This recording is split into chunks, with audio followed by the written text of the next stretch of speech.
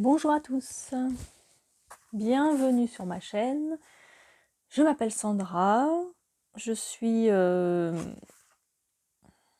médium, guérisseuse, canal, et je vais continuer ma troisième partie de partage de lecture sur le livre « Utilise ce que tu es ».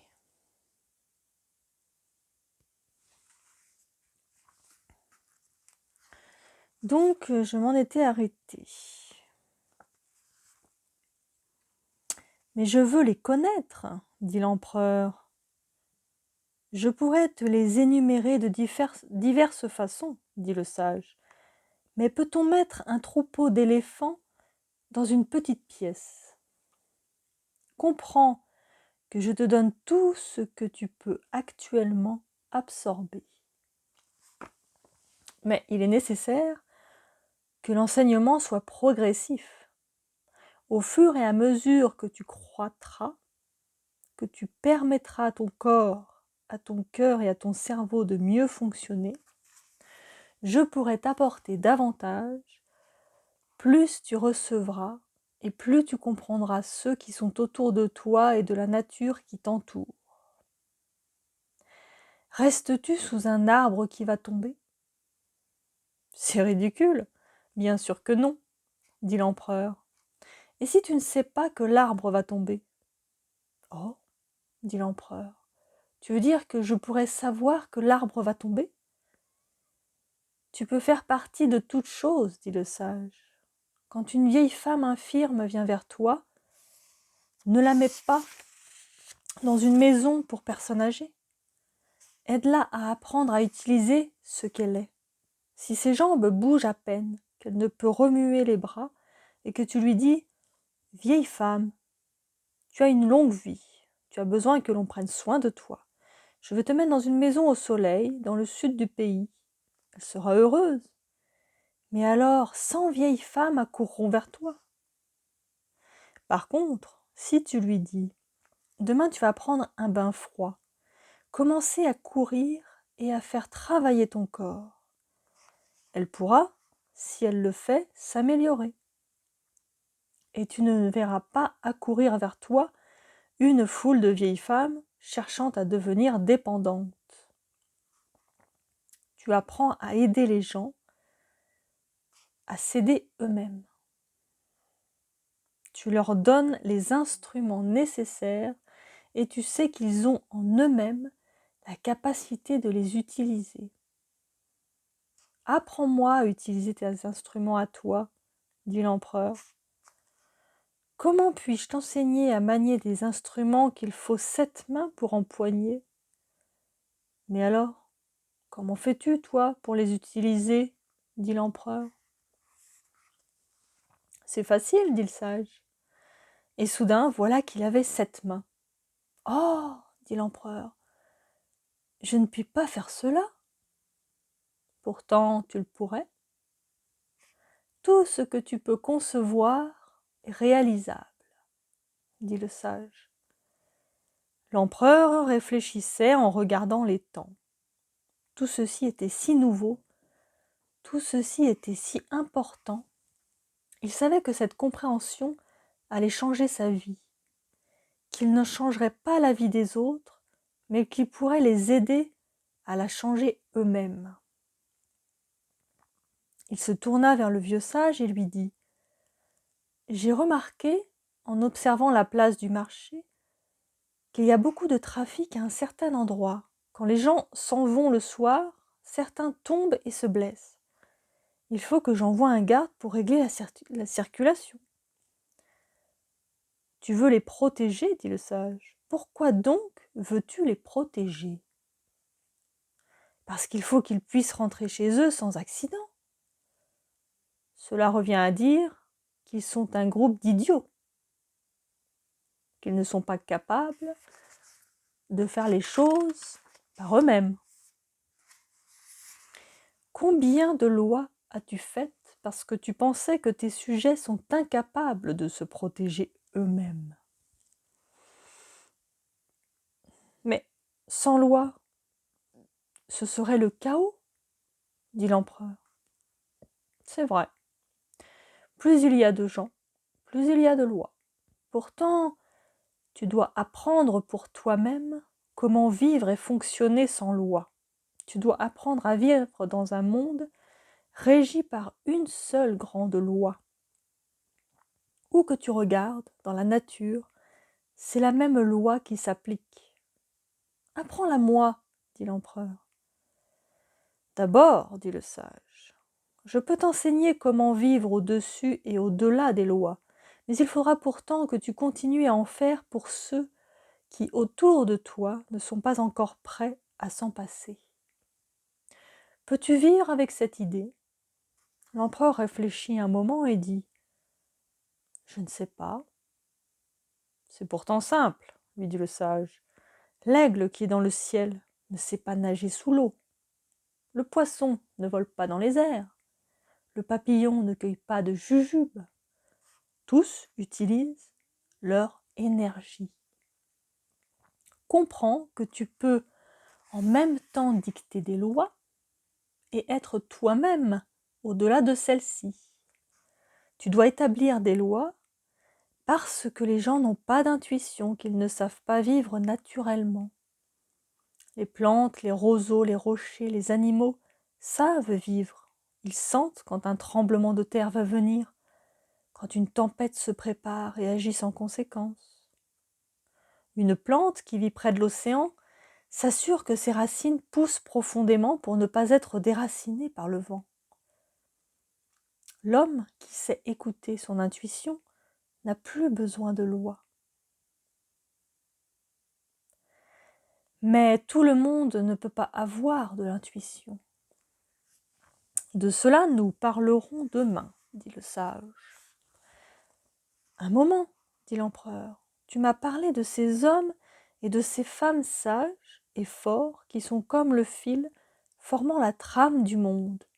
Tu m'as dit que si j'exprimais l'énergie qui est en moi, je pourrais peut-être vivre dans un corps encore plus fort et percevoir d'autres choses. Comment saurais-je, quand j'aurai tout expérimenté et que je n'aurai plus à faire l'expérience d'être dans un corps ? Crois-moi, dit le sage, tu le sauras. Mais aussi longtemps que tu me poses cette question, cela signifie que ce moment n'est pas encore venu. L'empereur rentra dans sa chambre à coucher. Il avait passé toute la journée dans le jardin avec le vieux sage et avait l'impression d'y être resté pendant des semaines. Il avait vu, écouté et absorbé autant qu'il avait pu. Il se coucha sur son lit, se recouvrit de sa couverture et s'endormit. Des rêves l'envahirent. Il se vit en train de se promener dans une forêt, parmi les arbres, les oiseaux, les insectes. Puis il sentit la forêt trembler comme si un géant marchait tout près. Les animaux se mirent à courir, çà et là. Les oiseaux furent projetés dans les airs. La forêt trembla davantage. Il eut peur. La forêt fut secouée de plus en plus fort et l'empereur se réveilla. Son palais tremblait. Les portes étaient tombées. Les murs commençaient à se fissurer et à s'écrouler. Il entendit des cris venant de la cité de Loyang. Il voulut se mettre debout, mais les ondes sismiques qui secouaient le palais le clouèrent au sol et il ne put se déplacer qu'à 4 pattes. Pas un seul serviteur n'était en vue, sauf un qu'il aperçut écrasé sous une statue. Il avança jusqu'au hall et vit des gens qui couraient en tous sens, se bousculant et trébuchant les uns sur les autres. La panique était à son comble. Le palais tout entier vacillait et les murs s'effondraient avec fracas. L'empereur rampa jusqu'à sa chambre, se prosterna devant l'autel de ses ancêtres et attendit. Bientôt le grondement et le tremblement s'arrêtèrent. Un silence de mort s'installa. L'air était chargé de poussière. Puis le grondement recommença et l'empereur entendit des cris et des hurlements. Cette fois, le bruit était plus sourd et tout le palais semblait se déplacer comme s'il avait des jambes. Puis, l'empereur entendit le mot « feu » crié dans les rues de Loyang, suivi du crépitement des maisons en flammes. Le grondement continuait. Les murs et les plafonds du palais tombaient tout autour de l'empereur qui restait prosterné devant son autel. Il ne priait pas, ne disait rien, sentant seulement que s'il avait été prêt à passer dans l'autre monde, cela aurait été le moment idéal. Après un temps qui lui sembla une éternité, le grondement s'arrêta. Il attendit, plus rien ne tombait. Avec précaution, il se mit debout, et tout autour de lui, il vit des débris de granit et de marbre, des statues brisées, des murs et des colonnes écroulées. Il brossa la poussière de ses habits et enjamba les gravats qui l'entouraient. Il entendit une femme dans la chambre de l'impératrice qui appelait à l'aide, et il ne put la dégager des décombres. Et comme il n'y avait personne de vivant pour l'aider, il dut la laisser. Il alla jusqu'au balcon dont la balustrade avait disparu et regarda la ville de Loyang. Il n'en restait que des ruines. Ces bâtiments avaient été jetés au sol et le feu les consumait. Des larmes coulèrent de ses yeux. Il se demanda combien d'autres cités de Chine avaient été aussi détruites. Était-ce la fin du monde? Le grand cataclysme dont le vieux sage avait parlé le jour précédent? À quoi pouvait être due une telle catastrophe? Pourquoi une telle férocité de la nature? Pourquoi ces jambes écrasées sous de grosses pierres, ces gens courant dans les rues, leurs habits en feu? Il se sentit désespéré et impuissant. Que faire? Par où commencer? En marchant à travers le palais, il se rendit compte que le fait qu'il soit empereur de Chine n'avait plus aucune importance pour qui que ce soit. Les gens n'étaient concernés que par leur souffrance, leur misère et leur peur. Il franchit la porte principale du palais, avança dans Loyang, croisant des gens qui marchaient comme dans un brouillard. Personne ne le reconnaissait. Il voulut aider quelqu'un, mais la personne se mit à hurler si fort qu'il dut faire un pas en arrière et l'abandonner. Que pouvait-il faire? Il tenta de porter secours à un enfant en le portant hors des ruines, mais l'enfant hurla et se débattit avec fureur, si bien que l'empereur dut le ramener près des décombres sous lesquels gisaient son père et sa mère. Des soldats pillaient çà et là lorsque l'empereur leur cria d'arrêter. Ils dégainèrent leurs sabres, car ils ne le reconnaissaient pas, en raison de la poussière qui recouvrait ses habits. Et il dut s'enfuir. D'un sursaut, la terre avait englouti la capitale, fait perdre tout pouvoir à l'empereur, créé une folie de peur et de désespoir. En enjambant les corps et les pierres, en traversant les ruines qui brûlaient encore, l'empereur regagna son palais. Il franchit les murs écroulés et se rendit dans son jardin. Celui-ci était miraculeusement intact. Pas une fleur, pas une goutte d'eau ne manquait, comme si la main géante qui avait dévasté tout alentour avait préservé ce lieu. Il but l'eau du ruisseau, s'assit sur le sol et pleura à chaudes larmes. Comme il se sentait inutile, plus d'armée, plus de ministres, sa femme l'impératrice écrasée dans le palais, ses enfants disparus, Loyang dévasté. De quoi était-il empereur maintenant? Et qu'était-il advenu du reste de la Chine? Il n'avait plus de pouvoir. L'armée était devenue insensée, pillant et volant. Comment savoir si les provinces du Sud lui étaient restées fidèles? Comment faire savoir à tous qu'il était vivant? Il pleura plus amèrement qu'il n'avait jamais pleuré. Et soudain, il tressaillit car une main s'était posée sur son épaule. Le vieux sage se tenait là, debout, et l'empereur, soudain en proie à une intense colère, se mit à crier. « Regarde, il n'y a plus de palais, plus de ville. Ma femme et mes enfants sont morts. La puissance de ma nation a été dévastée par un tremblement de terre. Ta précieuse nature a tout détruit. Il n'y a plus rien, je suis sans valeur. » Le sage le regarda dans les yeux. L'empereur criait et gesticulait. Il voulait presque bousculer et frapper le sage. Mais une puissance empêchait son bras de se lever. Dans un grand tremblement, il s'évanouit. Le sage s'assit à côté de lui, attendit qu'il ait retrouvé ses esprits et lui dit « Que vas-tu faire ?» L'empereur, désespéré, haussa les épaules et dit « Je ne sais pas. » Que veux-tu dire par « je ne sais pas » ? Ton corps est vivant, tu as du travail à faire, tu as un rôle à jouer. Et l'empereur cria « Je n'ai plus rien. Tout mon argent est enfoui profondément sous le palais, je ne peux pas payer les soldats. Ils pillent la cité. Je ne sais pas de quoi le reste de la Chine a l'air. Que puis-je faire ?»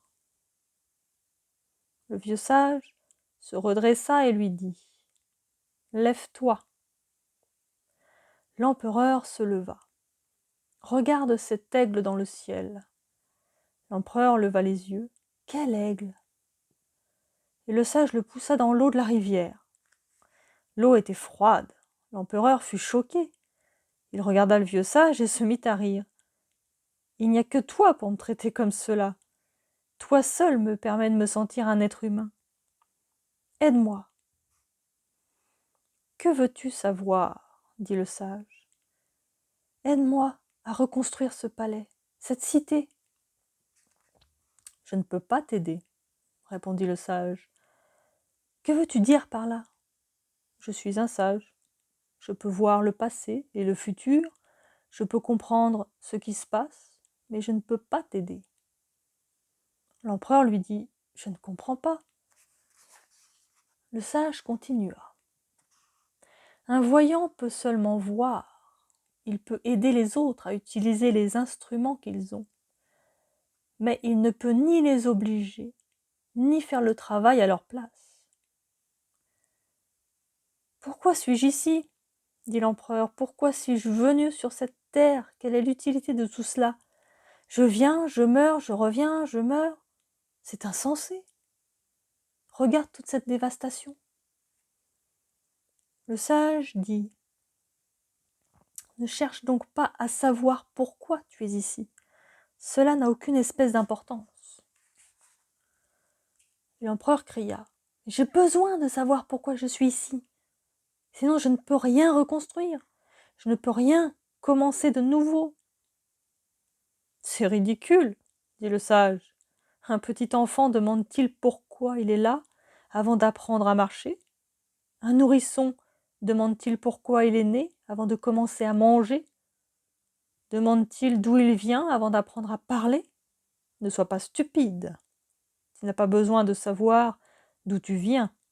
Beaucoup de gens utilisent ce genre de jeux mentaux pour éviter de se regarder en face, pour ne pas se servir des instruments qu'ils ont à leur disposition. Ils fuient la réalité présente en disant « Si je pouvais savoir d'où je viens, alors je pourrais. » Mais ceci n'a aucun sens. Ce genre d'idée n'a pas plus de valeur que l'Oyang aujourd'hui.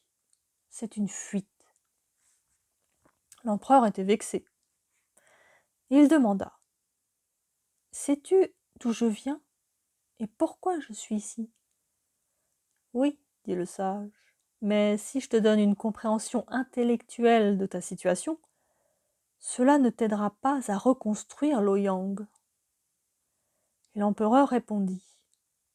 « Qu'ai-je donc besoin de savoir ?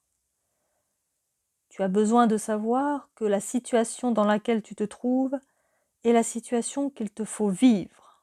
Tu ne peux rester ici indéfiniment à te contempler le nombril en répétant « Pourquoi cela m'est-il arrivé ? Pourquoi suis-je venu ici ? D'où suis-je venu ? Pourquoi ma famille est-elle disparue ? Pourquoi suis-je empereur de Chine ? Ces questions n'ont aucun sens. Tu es là, c'est tout. Tu es empereur de Chine. Que vas-tu faire de cela ? Rester ici à pleurnicher et renifler ? Cela ne t'avance à rien. Tu es là parce que tu es là. Et tu as à utiliser la situation le mieux possible. Arrête de te donner des excuses. L'empereur se sentait blessé et mortifié. Le vieux sage perçut sa peur, sa colère et sa frustration et lui dit « La plupart des gens sont comme de petits enfants. Ils ne se demandent pas d'où ils viennent, ni où ils vont. Ils ne se soucient que de marcher, de manger, de faire des expériences. Certains individus arrivent au seuil de la pensée et commencent à se poser des questions. Certains trouvent la religion, d'autres des maîtres qui leur donnent des réponses. Et enfin, il y a ceux qui, comme toi, veulent en savoir plus, connaître tous les détails. Je pourrais te donner 1000 explications, t'éblouir, tellement que tu ne pourrais plus supporter ta propre lumière. Mais quel bien cela te ferait-il ? Que pourrais-tu en faire ?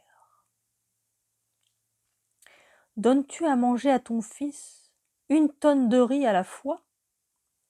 Non, dit l'empereur. Ton fils mangera bien 1 tonne de riz dans sa vie. Pourquoi ne pas lui donner d'un seul coup, afin qu'il n'ait plus besoin de manger ? Mais cela le tuerait. Ah, dit le sage, tu as compris. Il s'agit pour toi de ne plus te poser de questions inutiles, mais d'utiliser la situation dans laquelle tu es, de ne pas te dire « si seulement j'avais tourné à droite au lieu de tourner à gauche, cela ne serait pas arrivé. Si seulement j'avais envoyé mes enfants au palais d'été, ils seraient encore vivants. » Ces questions ne te mènent à rien. Tu es là où tu es maintenant. C'est donc là que tu dois être. Tu ne peux vivre ni dans le passé ni dans le futur, mais seulement dans le présent. Quelle que soit ta situation, utilise les instruments qui sont à ta disposition. Utilise tes mains, ton intelligence et ta force. Mais je n'ai aucun instrument, dit l'empereur. Je ne peux même pas construire une maison. Le vieux sage secoua la tête. La crainte et l'épouvante ont accru ton ignorance. Tes instruments sont tout ce que tu utilises pour qu'un travail soit fait. Cela peut être un mot ou un sourire. Tes instruments sont ta capacité de comprendre que là où tu es en ce moment, c'est là que tu dois être, et non pas à un autre endroit ou dans une autre situation. Utilise chaque moment. Que serait-il passé si j'avais été tué ? Dit l'empereur. Quelle sotte question, dit le sage. Dans ce cas, je ne serais pas en train de te parler et tu n'aurais pas de problème. Quelqu'un d'autre viendrait, prendrait la Chine en main et tu serais avec tes ancêtres. L'empereur marcha à travers le jardin, les mains dans le dos, regardant pensivement le sol. Il se tourna vers le sage et dit « Peu importe pourquoi je suis ici, j'ai un travail à faire. » « C'est bien, dit le sage, peu importe où je fais un pas après l'autre. C'est bien. » L'empereur avança lentement un peu plus loin. « Comment puis-je agir ? Quel instrument puis-je utiliser ?» Le sage lui dit Tu as parcouru pendant ces dernières minutes une distance de 9 mètres. Dans ces 9 mètres, tu as rencontré beaucoup d'instruments. Et l'empereur le regarda. Vraiment ? Il se retourna, regarda le petit chemin qui serpentait à travers le jardin. Des instruments ? Il se tourna encore et commença à regarder à gauche, à droite. Montre-les-moi. Il y a des fruits sur les arbres pour te nourrir, dit le sage. Ah oui, dit l'empereur, de l'eau pour te rafraîchir. Ah oui, dit l'empereur. Il regarda encore, puis dit, du bois et des pierres pour construire. C'est bien, dit le sage. L'empereur apercevait des oiseaux, des insectes, la vie qui bruissait partout. Il allait de ci, de là, tout excité, observant ces choses de tous les jours qu'il découvrait pouvoir employer.